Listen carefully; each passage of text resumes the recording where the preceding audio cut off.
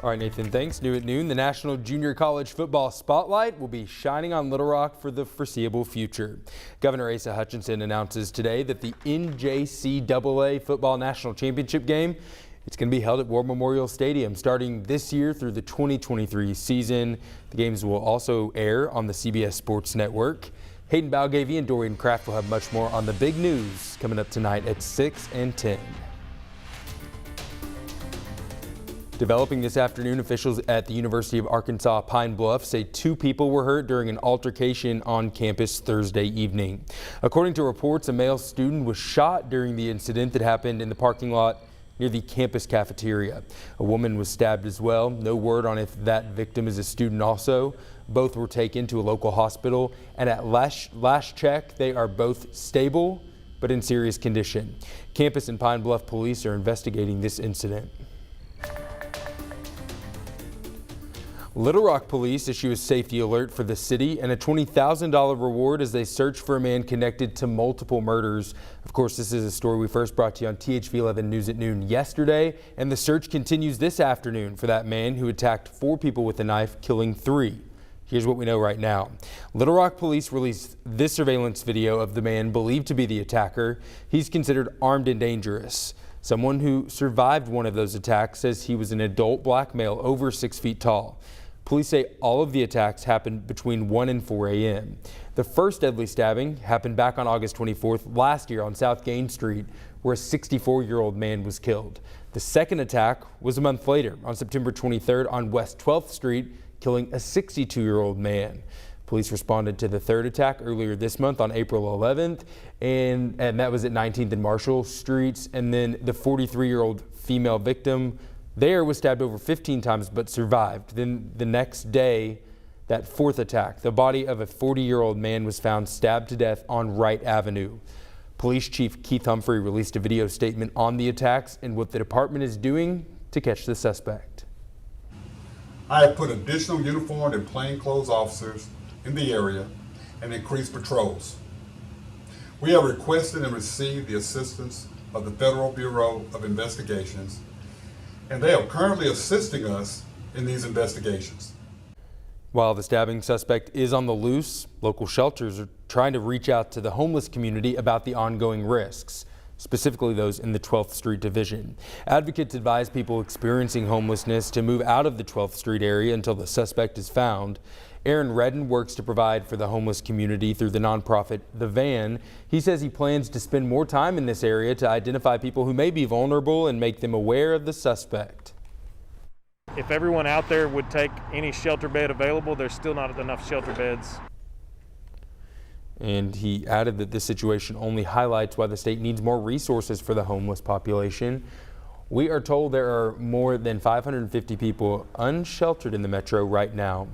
Little Rock police have also been spending time out handing flyers to homeless shelters in hopes of making as many people aware of the attacks. While police are asking for help from the community in this, they also ask people not to spread rumors about possible connections with the killings. We have no evidence that these incidents are connected with another part of the state, despite claims on social media. If you know anything about the suspect or the killings, you are asked to call Little Rock Police at the number on the bottom of your screen. That is 501-371-4636. There's a $20,000 reward for information that leads to the suspect's arrest. A 68-year-old librarian has filed a federal lawsuit accusing North Carolina law enforcement officers of using excessive force against her during a traffic stop. Stephanie Bottom says she was driving from Georgia to North Carolina for her great aunt's funeral when she was stopped for speeding and failing to heed to officers' blue lights. She says she was listening to loud music and didn't realize law enforcement wanted her to stop. David Begno shows us the body camera footage, and we should warn you, some viewers might find this disturbing. There is Stephanie Bottom, a librarian, then 66 years old, and a grandmother of 5, face down on the ground after being dragged out of her car.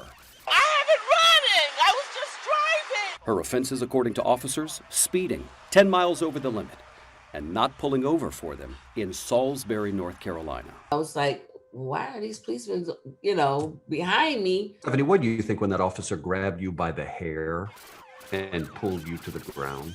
I was shocked. I was in fear. I was scared for my life. I didn't know whether they were going to shoot me. In this body camera footage released by Bottom's attorney, an officer tells Miss Bottom that 3 police cars have been following her for about 10 miles. They use spike strips to flatten her tires and stop her. You put a lot of people in danger tonight, ma'am. How? I didn't know you guys was chasing after me. I was listening to my music. This all happened back in May 2019 on Interstate 85 in Salisbury, North Carolina. Pretty exciting chase here. I'm at the edge of my seat, baby. Bottom's attorney, Ian Mance, says Bottom was not a threat, and law enforcement had an idea of that. They later wrote an incident report where they said that when they pulled up alongside her, she held her hand up in a manner that suggested she was not sure what was going on. Miss Bottom's lawsuit alleges that after the incident, Hey, that's good police work, baby. the officers congratulated each other, and one even brags about grabbing a handful of dreads. I had a handful of dreads. At that point, she earned it. I have a good feeling one of these officers, if not all of them, is going to watch this. What would you want to say to them? You hurt me.